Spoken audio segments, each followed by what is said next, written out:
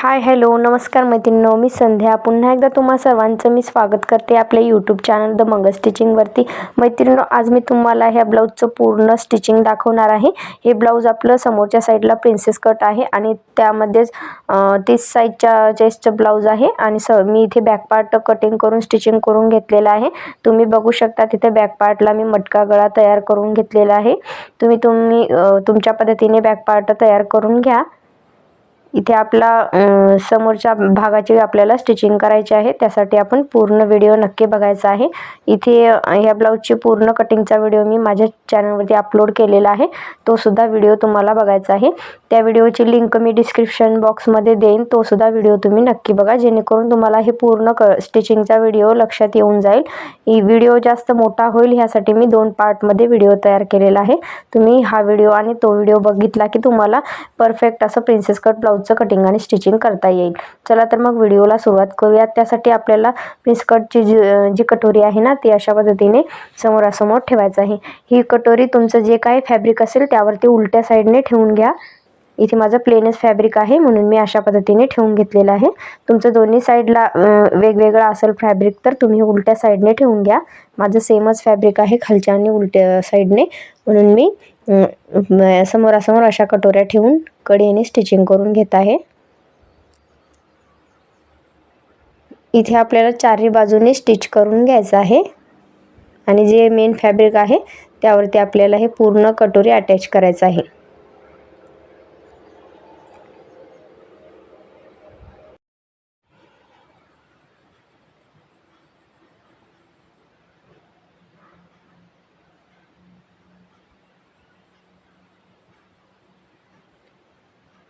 आता इथे पूर्ण चारही बाजूने आपली शिलाई करून झाली।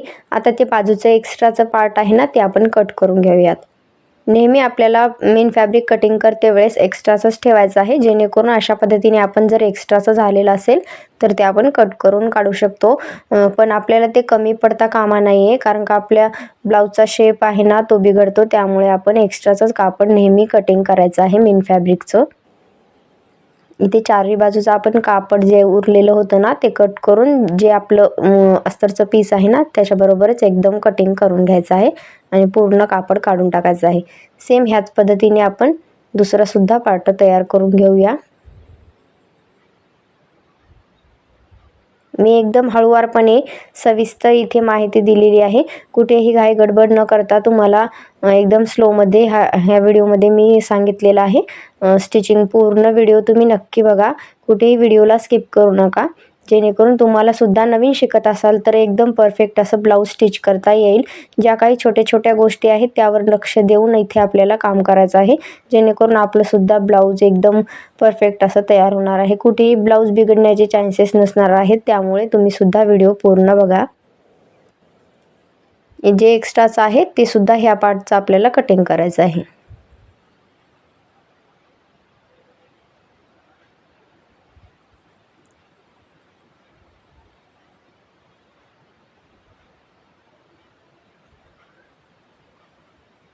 आता दोन्ही कटोऱ्या आपल्या इथे सेम ह्याच पद्धतीने तयार झालेल्या आहेत। आता जो कटोरीचा साईड पार्ट असतो ना तो आपण जोडण्यासाठी घेऊयात। साईड पार्ट जोडण्यासाठी मी इथे जसाच तसा सरळ घेतलेला आहे। इथे आतमधून मी कटिंग करून 2 भाग बाजूला केलेले नाहीत। जर तुम्हाला एकदाच जोडायचे नसतील तर तुम्ही एका एकाने दोन्ही पार्ट जोडले तरी चालेल। मी एकदाच जोडून घेते आणि आतमधून कटिंग करून घेते। मी पूर्ण गळ्यावरती साधारण अर्धा किंवा पाव इंचाची शिलाई आपण करून घेऊया आणि पूर्ण गळ्याला फिनिशिंग देण्यासाठी इथे आपण स्टिचिंग करून घेतलेली आहे गळ्याला। आता जे आतलं एक्स्ट्राचं फॅब्रिक आहे ते कटिंग करून घेऊया।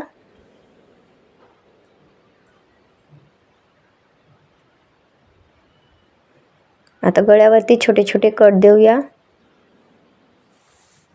आता हे पूर्ण आतल्या साईडला पलटून घ्यायचं आहे आणि त्यावरून एक छोटी दापटी फाळूवार आपल्याला इथे पूर्ण गळ्याचा जो शेप आहे ना त्या शेपवरती जशास तशी आपल्याला नेहमी ही दापटीप आहे ना ती अस्तरच्या पीसवरती द्यायची आहे। मेन फॅब्रिकवरती ही आपल्याला दापटीप द्यायची नाही, हे तुमच्या लक्षात असू द्या। ज्या कोणी मैत्रिणी नवीन शिकत असतील ना त्यांना हे गोष्टी समजत नाहीत, त्यांच्यासाठी मी हे पूर्णपणे सांगत आहे।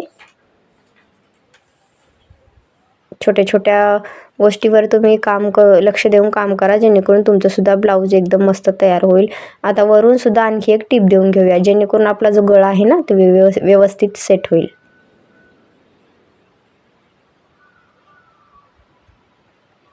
वरच्या साईडला आपल्याला इथे पायपिंग वगैरे लावायची गरज नाही. जर तुम्हाला पायपिंग आणखी लावायची असेल तर तुम्ही पायपिंग सुद्धा लावू शकता.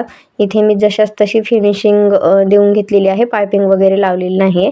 आता आतमधून इथे आपल्याला कट करून घ्यायचं आहे. त्याआधी आपण पूर्ण चारही बाजूनी स्टिच करून घेऊया.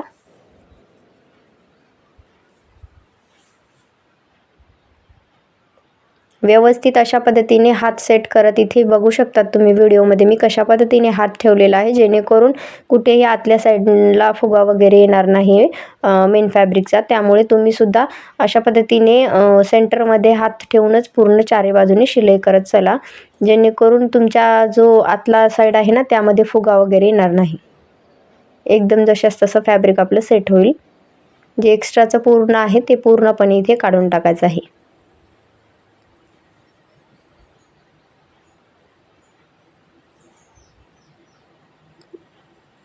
पूर्ण इथे मेन फॅब्रिक आपलं एक्स्ट्राचं कटिंग करून झालेलं आहे. आता इथे सेंटरमध्ये आतमधून आपल्याला कटिंग करून घ्यायचं आहे. अशा पद्धतीने दुमडून घ्यायचं आहे पहिल्यांदा, तर मग त्यानंतर दोन्ही पार्ट आपल्याला इक्वल करून घेऊन आतमधल्या साईडने इथे अशी कटिंग करून घ्यायचं आहे. बघू शकतात तुम्ही अशा पद्धतीने मी कटिंग करून घेतलेला आहे आणि परत एकदा चेक केलेला आहे. कोणता भाग जर खालीवर झाला असेल तर तो आपल्याला हुकपट्टी आणि काचपट्टी लावण्याच्या अगोदरच सरळ करून घ्यायचा आहे कटिंग करून. आता इथे आपल्याला साईड पार्ट जो प्रिन्स कटचा आहे ना तो जोडून घ्यायचा आहे. तो आता अशा पद्धतीने आपण जोडून घेऊया.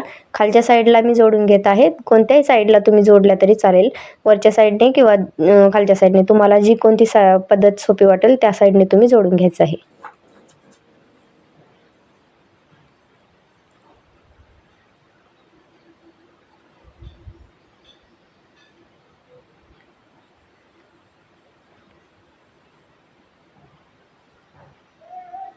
आता ह्यावरून आणखी एक शिलाई करायचं आहे, जेणेकरून जर शिलाई खाली कमी जास्त झाली असेल तर ती आपण डबल टिप मारून कवर करून घेऊ शकाल.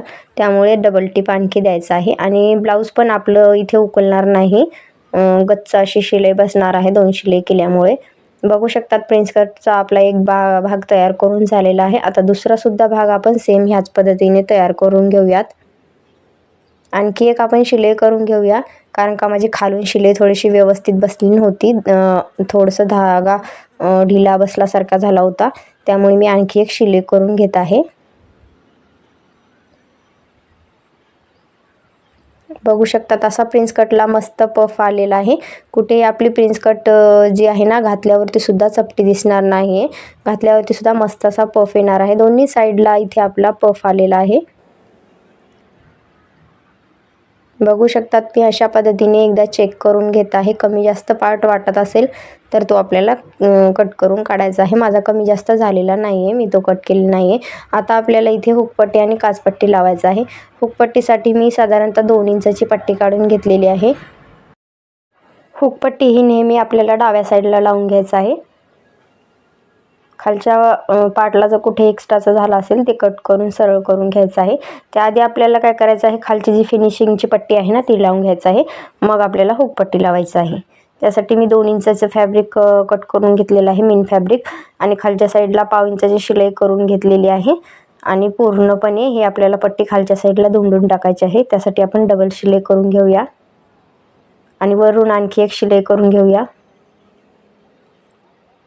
आणि ही पट्टी आता आपण खालच्या साईडला पूर्णपणे पलटून घेऊया. इथे आपल्याला एकदम फिनिशिंगने पार्ट तयार करून घ्यायचा आहे. बघू शकतात तुम्ही फिनिशिंगने इथे आपले भाग तयार होत आहेत. तुम्ही सुद्धा ह्याच पद्धतीने एकदम फिनिशिंगने काम करायचा प्रयत्न करायचा आहे, जेणेकरून कोणत्याही कस्टमरला तुमच्याकडून काही तक्रार वगैरे येण्याची चान्सेस नसतील. मी आता वरून एक शिलाई करून घेतलेला आहे. तुम्ही इथे हात शिलाई केला तरी चालेल. जर तुम्हाला शिलाई करायला आवडत नसेल तर हात शिलाई करून घ्या. मी इथे दोन्ही पार्ट सेम ह्याच पद्धतीने तयार करून घेतले आहेत. बघू शकता ते एकदम पार्ट आपले बरोबर आलेले आहेत, कुठेही कमी जास्त पार्ट झालेला नाही. आत्ता आपल्याला हुकपट्टी लावून घ्यायचं आहे. त्यासाठी मी 2 इंचाचं पट्टी काढून घेतलेली आहे. हुकपट्टी ही आपल्याला डाव्या साईडला लावायची आहे. त्यासाठी मी डबल फोल्ड करून घेतली आहे पट्टी, आणि वरून जी सरळ बाजू आहे ना त्यावरती अशा पद्धतीने ठेवून पूर्ण पाव इंचची शिलाई किंवा हाफ इंचची तुम्ही जे काही मार्जिनमध्ये घेतला असेल त्यानुसार तुम्ही इथे स्टिच करून घ्या. आणि पूर्ण ही पट्टी आपल्याला खालच्या साईडला पलटून घ्यायची आहे. दोन्ही साईडला इथे आपल्याला फिनिशिंग दिलेली आहे अगोदरच. आता पट्टीला फिनिशिंग देण्यासाठी आपल्याला एक्स्ट्राचं फॅब्रिक ठेवून अशा पद्धतीने दोन्ही साईडला दुमडून घ्यायचं आहे. एकदम काटोकाट दुमडून घ्यायचं आहे, जेणेकरून इथे कोणताही जी पट्टी आहे ना ती आपली एक्स्ट्राची होता कामा नाही. जे आपलं जेवढं केवढं ब्लाऊजची उंची आहे समोरची तेवढंच आपली इथे हुकपट्टीसुद्धा तयार झाली पाहिजे. आता त्यावरून आणखी एक शिलाई करून घेऊया. पूर्णपणे ही पट्टी आपल्याला खालच्या साईडला दुमडून घ्यायचं आहे, कारण काही पट्टी आपली आतल्या साईडला असते. हुकपट्टी आहे त्यामुळे आतल्या साईडला पूर्ण पट्टी असते. बघू शकता तिथे फिनिशिंगनी पट्टी लावून झालेली आहे. खालच्या आणि वरच्या साईडला दोन्ही बाजूला फिनिशिंग आलेली आहे. आता सेम ह्याच पद्धतीने आपण दुसरी पट्टी लावून घेऊया. दुसरी पट्टी आपली जी असणार आहे ती आईची पट्टी आहे. ती आपल्याला खालच्या साईडला लावायची आहे. जी ब्लाऊजची उलटी साईड आहे ना त्यावरती उजव्या भागावरती ही पट्टी ठेवून घ्यायचं आहे आणि 1 पाव इंचाची शिलाई करायचं आहे. वरून एक आणखी दाबटीप देऊन घ्यायचं आहे. इथे सुद्धा वरच्या साईडला आणि खालच्या साईडला थोडंसं एक्स्ट्राचं कापड ठेवायचं आहे. अशा पद्धतीने आतल्या साईडला फोल्ड करून एक शिलाई करायचं आहे. मी हुकपट्टीचा एकदम सविस्तर व्हिडिओ माझ्या चॅनलवरती अपलोड केलेला आहे. जर तुम्हाला हुकपट्टी लावायला जमत नसेल, तुम्ही जर नवीन शिकत असाल तर तुम्ही तो व्हिडिओ बघा, जेणेकरून तुम्हाला तो सुद्धा व्हिडिओ एकदम पूर्ण माहितीशीर आहे. तो सुद्धा व्हिडिओ तुमच्या खूप कामाचा ठरणार आहे, त्यामुळे तो सुद्धा व्हिडिओ नक्की बघा. इथे बघू शकता अशा पद्धतीने मी डबल फोल्ड करून घेऊन आणखी एक शिलाई करून घेत आहे. ही सुद्धा पट्टी आपली एकदम फिनिशिंगने तयार करून झालेली आहे.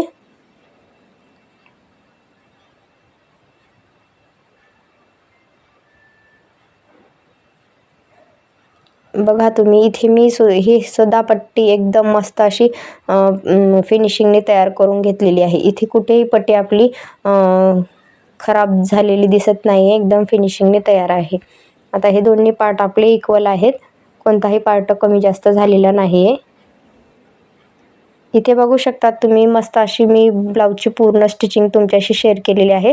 चला तर मग पुन्हा भेटूयात अशाच एका छानशा व्हिडिओमध्ये. तोपर्यंत बाय बाय. पूर्ण लुक तुम्ही ह्या ब्लाऊजचा बघू शकतात.